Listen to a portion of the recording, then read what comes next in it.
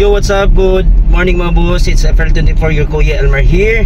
So today mga boss, padung ta karon sa one of our tie-up dealer here in Cebu City, which give us good news for sure.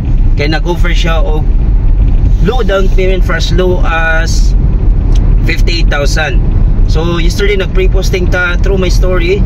So one of our follower from Bukidnon nakita sa ato ang post, and then willing siya and interested. Hopefully i-grab niya ng opportunity nga low down payment.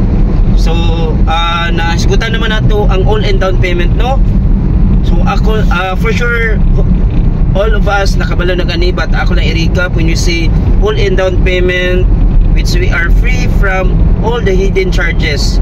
So most of our concern magud sa atong mga client, no, kay when they are applying financing is ang ilang fee naka-concern gyud is kung pwede na lang walaon ang processing fee.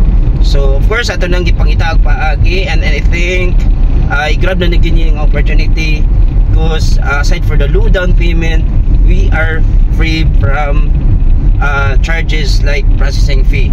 But ako lang clarify, no, for outside Cebu City buyers, so on top sa inyong all-in down payment, ako lang i-clarify nga of course shoulder lang yun nato ang ato ang shipping fee. Depende sa shipping cost kung asa mo located. So let's go mga boss, check na to ang unit nga gusto ni client. So mga boss, finally nadata sa unit.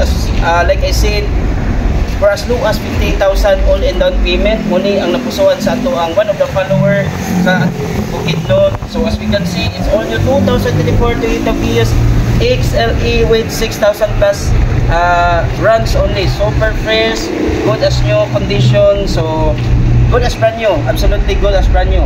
So let's check the exterior including the engine kung sa kaino. Let's go.